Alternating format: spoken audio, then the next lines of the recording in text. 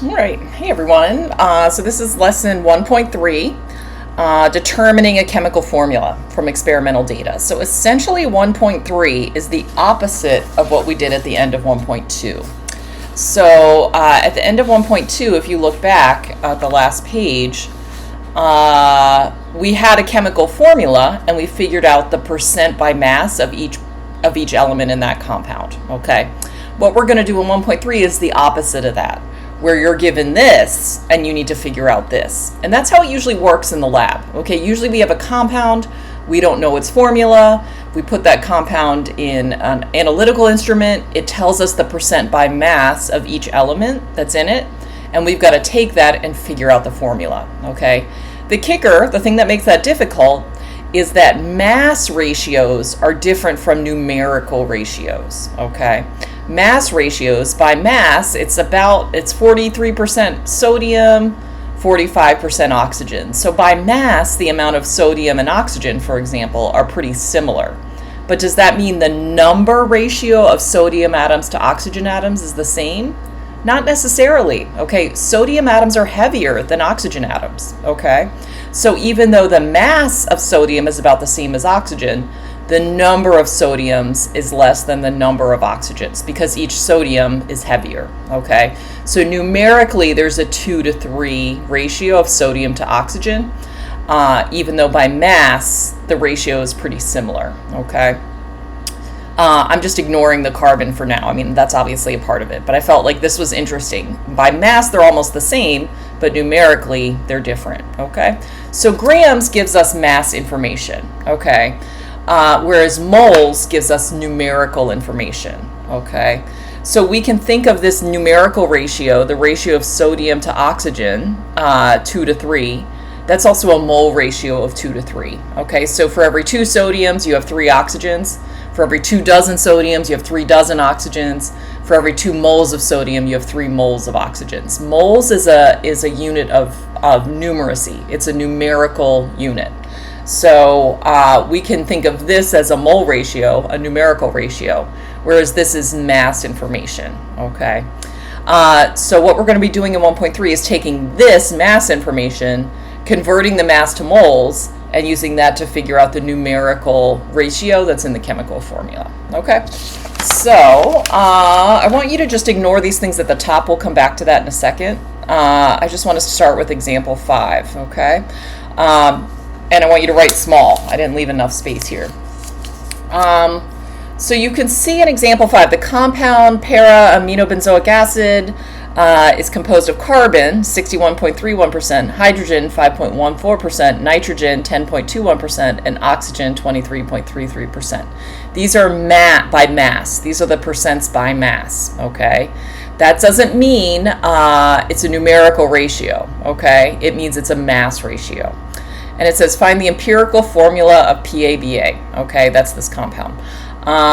If the molecular mass of PABA was experimentally determined to be 548 grams per mole, what is the molecular formula of PABA? So those last 2 lines are a little confusing. Don't worry about it. What we need to do, though, what we need to hone in on is take this mass information and get it to a chemical formula, which is a numerical ratio. Okay?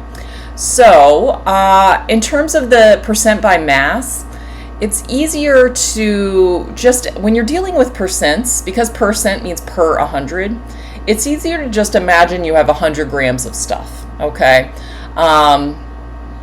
So, like, let's say I have, I don't know, a bunch of, a classroom that's, never mind, that's not a good analogy. In any case, percent is easier to deal with and you're dealing with 100. So that's why the mass percent of elements, it's easier to assume you have 100 grams of the sample, okay? So if you have 100 grams of the sample and it's 61.31% carbon, that means of the 100 grams, 61.31 grams are carbon, okay? So it's just easier to imagine 100 grams of stuff and think of each of these as the grams out of 100 grams, okay? So assume 100 grams. So that means that 61.31% carbon, we're going to say that's 61, write really small, okay, write smaller than that. I'm going to write in pen too. 61.31 grams of carbon and throw grams under the bus, and we want to get to moles, okay? Because moles will give us numerical information rather than mass information.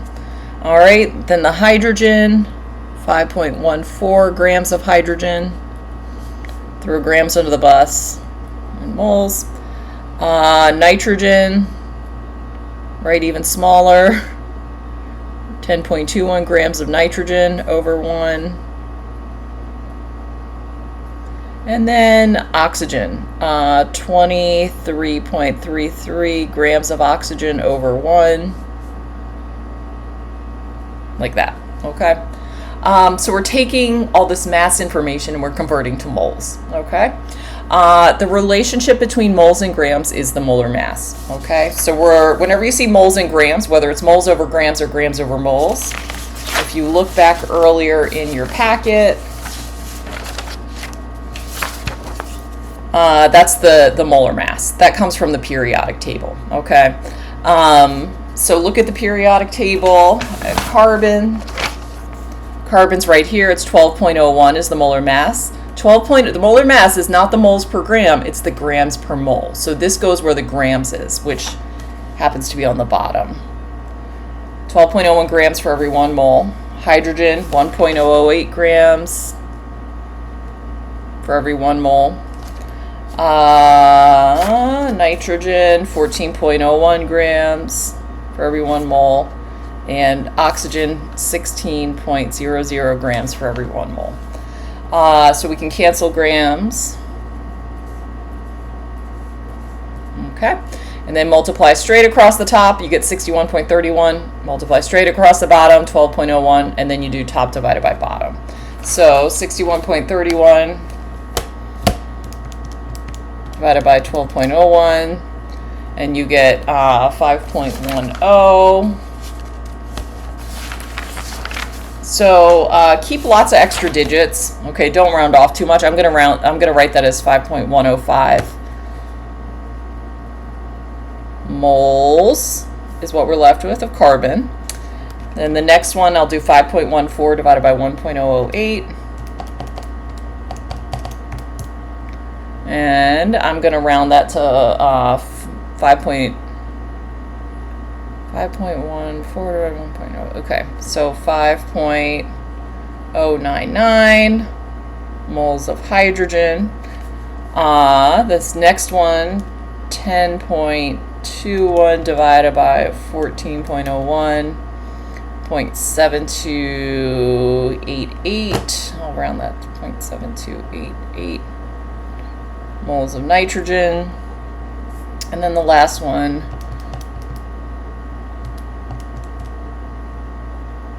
1.458 moles of oxygen. Okay, so we took mass information and converted to moles. Okay, and moles is a numerical, gives us numerical information. So you can see for every 5.1 moles of carbon, there's going to be essentially also 5.1 moles of hydrogen. Okay, these are a little different due to rounding and stuff like that, but you can essentially see that numerically the number of carbons is the same as the number of hydrogens. Okay, these are going to have a 1-to-1 ratio. I know it's 5.1 to 5.1, but numerically those have similar numbers. Okay, so our chemical formula, whatever the subscript is for C, will be the same for H. Okay. These ones are a little harder to parse out. Like I can tell that there's twice as many O's as N's, because I can see that this is twice as big as this, but how it relates to this is a little bit harder for me to tell. I can't immediately, if you're very good at mental math, you might be able to see that this goes into this 7 times. This is a 1-to-7 ratio. I can't see that immediately. I'm not good enough at mental math. I can't see that this times 7 equals 5.1. I can see that this times 2 equals this, but I can't see the ratio. So essentially we need to kind of take this and tease out a whole number ratio. And sometimes you'll be able to see it and sometimes you won't, okay? So the way to tease out a whole number ratio is to divide by the smallest number. So divide everything by the smallest number, okay? So if I divide this by 0.7288. Divide this by 0.7288. Divide this by 0.7288. And divide this by 0.7288. That will help us see a whole number ratio is going to emerge, okay? So I know that this divided by this is 1, okay? So I'm going to do 5 up here, 5.105 divided by 0.7288, and I get 7.005. Essentially that's 7, okay? 5.099 divided by 0.7288, 6.996. That's essentially 7 as well. So I'm going to write 6.996. This one is a 1, and 1.458 divided by 0.7288. That's 2, okay? So I knew that this was a 1 to 2 ratio. This was a little harder to see, but you can see it's 1 to 2 to 7 to 7. So if they're this close to the whole number, you can get the idea. This is 7 and this is 7, okay? So what we've been able to do is take this kind of weird decimal ratio of 5.1 to 5.1 to 0.73 to 1.46 and turn that into like a nice clean 7 to 7 to 1 to 2 ratio, okay? These are our subscripts on our chemical formula, okay?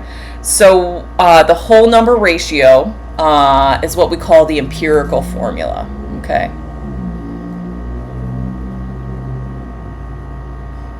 Okay, so it's carbon 7, C7, H7, N1. We don't usually write the 1 though, and O2. Okay, so it's a 7 to 7 to 1 to 2 numerical ratio.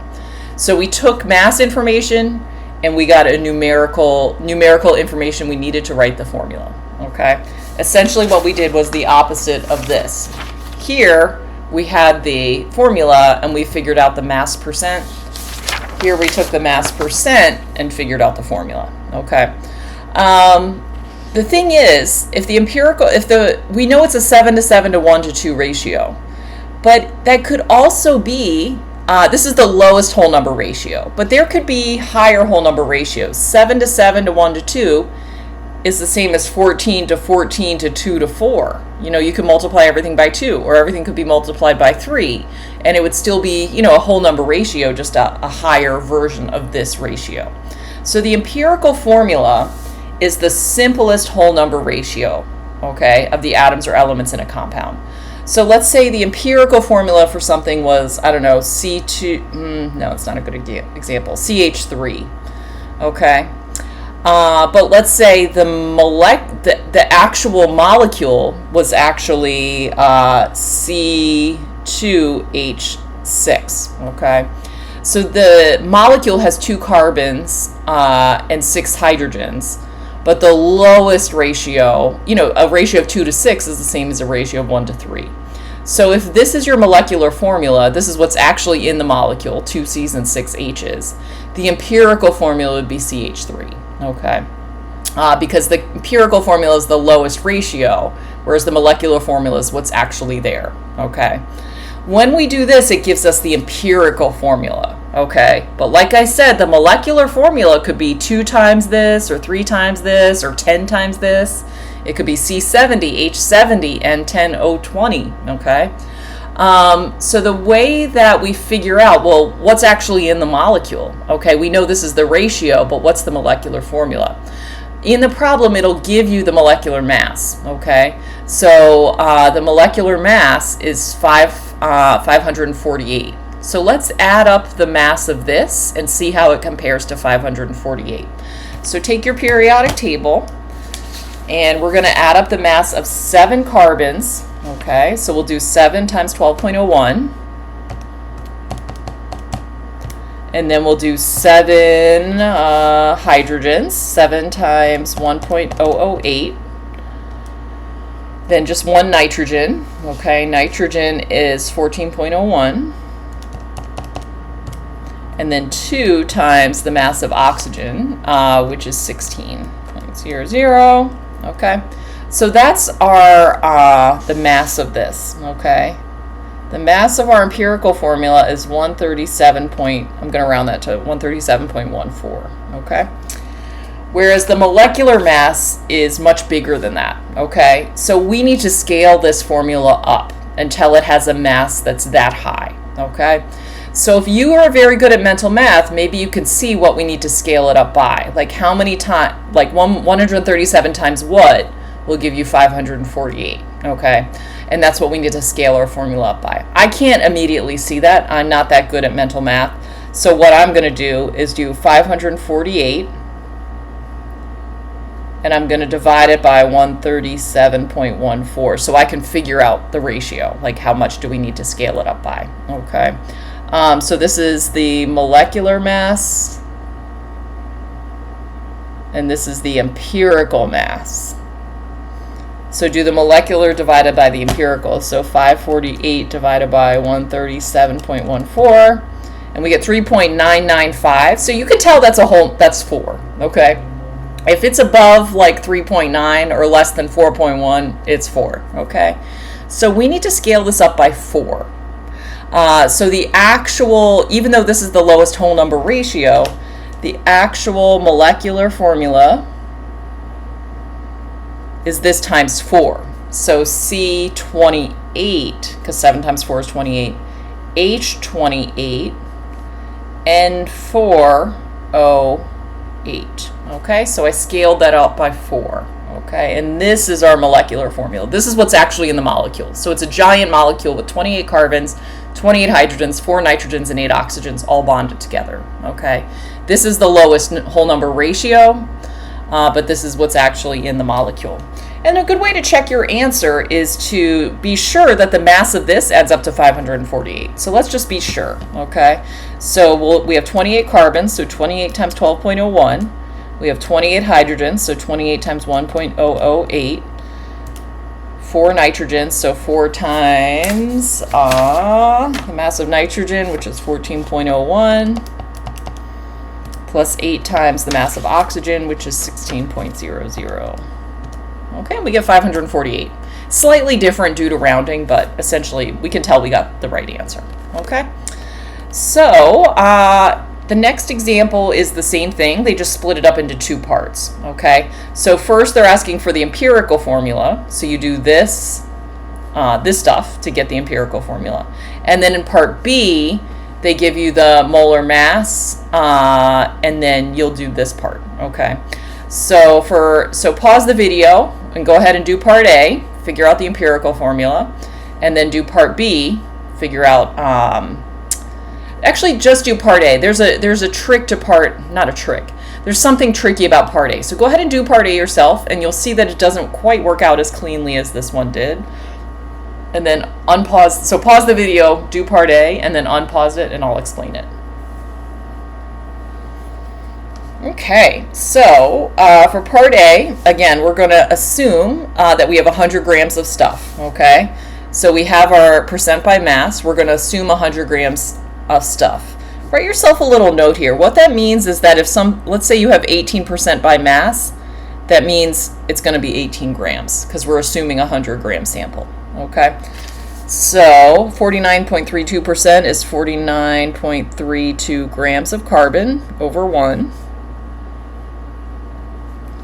43.84 grams of oxygen, and then 6.85 grams of hydrogen, like that. Okay, and then put the molar masses from the periodic table. Okay, so carbon is 12.01 grams per mole, oxygen is 16 grams per mole, and hydrogen is 1.008 grams per 1 mole. Okay, so we'll do 49.32 divided by 12.01. Okay, and like keep about 3 digits after the decimal. So I'm going to say 4.107 moles of carbon. For this one, 43.84 divided by 16, 2.74. moles of oxygen. And this last one, 6.85 divided by 1.008, 6.796 moles of hydrogen. Okay, so what we did was we assumed 100 grams, change percent to grams. Then we used the molar mass to convert. Okay, so we had the grams, we used the molar mass from the periodic table, that's this, to convert, and then we ended up with moles, okay? And then what we do to calculate the mole ratio is we divide everything by the smallest number. Divide everything by smallest grams, if that makes sense. So here, it was 5.1, 5.1, 0.72, 1.4. So we divided everything by 0.72 to kind of tease out that whole number ratio. Okay. In this one, I can't immediately see the ratio because I'm not that good at mental math. So I'm going to divide everything by 2.74.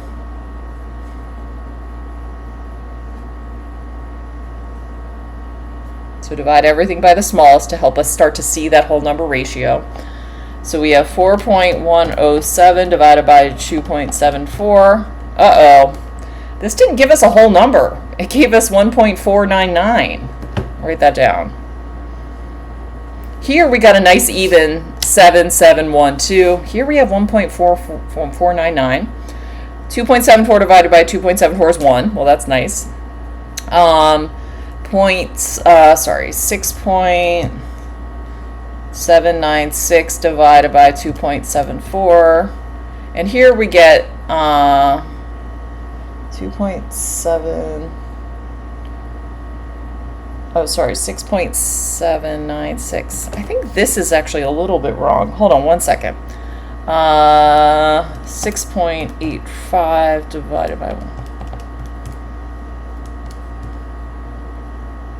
Oh, no, that is right. Okay, 6.796. 6.85 divided by 1.008. Okay. So, sorry, this is right. Okay, so 6.796 divided by 2.74. Okay, you get 2.48. All right. Uh-oh. We don't have a nice... We can see this is 1.5, 1, 2.5, essentially. Okay. So this is like 1.5 to 1 to 2.5. Unfortunately, we can't use decimal numbers as subscripts. It has to be a whole number ratio, okay, like 7 to 7 to 1 to 2, not 1.5 to 1 to 2.5. So what you need to do is just kind of use your mathematical intuition to figure out, okay, a ratio of 1.5 to 1 to 2.5, what would that be as a whole number ratio? Because if we multiply this by 2, that'll get us up to a whole number. 1.5 times 2 gives us 3, okay? We got to multiply everything. If we multiply this by 2, we got to multiply everything by 2. 1 times 2 is 2, and 2.5 times 2 is 5. So ratio, essentially all of these are the same ratio. 4.1 to 2.7 to 6.79 is the same as 1.5 to 1 to 2.5, which is the same as 3 to 2 to 5. It just takes some finagling to get these numbers into a nice clean whole number ratio, okay? So use your mathematical intuition, your mental math skills to kind of get there. Oh, sorry, I forgot to write times 2, okay? So 1.5 times 2 is 3, 1 times 2 is 2, and 2.5 times 2 is 5. So we had to divide everything by 2.74 and then multiply everything by 2, okay? As long as you're doing the same thing to all the things, the ratio will stay the same. You're just scaling up or paring down the ratio, okay? This gives us our empirical formula. These nice clean whole numbers. So the carbon is 3, the oxygen is 2, and the hydrogen is 5. C3O2H5, okay? Now in part 2, it's asking what is the molecular formula. We know this is the lowest whole number ratio, 3 to 2 to 5, but maybe the molecular formula is actually 6 to 4 to 10. or 30 to 20 to 50, okay? So the way we can figure out how to scale this up is to look at the molar mass for the actual compound, okay? So the empirical formula mass, let's look at the mass of this and see how it compares to 146. So do 3 times the mass of carbon, which is 12.01. Again, these are coming from the periodic table. Plus 2 times oxygen, which is 16. Plus 5 times hydrogen, which is 1.008. We get 73.07. Okay. And this one I can tell, I just need to double this. I need to scale this up by 2 to get this. So if we do this times 2, we get that, okay? If you can't immediately see that, do what we did up here, the molecular mass divided by the empirical mass. So the molecular mass is 146.14, and divide it by the empirical's mass, which is 73.07. And if you do 146.14 divided by 73.07, you get 2, okay? So we essentially, all we need to do is scale this up by 2. So the molecular formula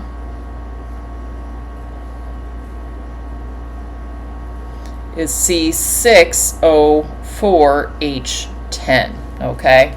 So we multiplied 3 times 2, we multiplied 2 times 2, and we multiplied 5 times 2, okay? And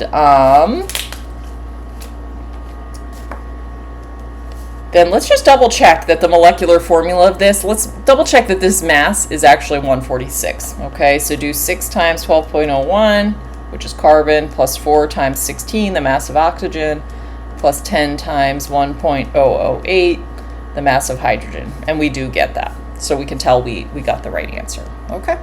So essentially what that is, that's it for 1.3, okay? We took percent by mass data and figured out the empirical formula and the molecular formula.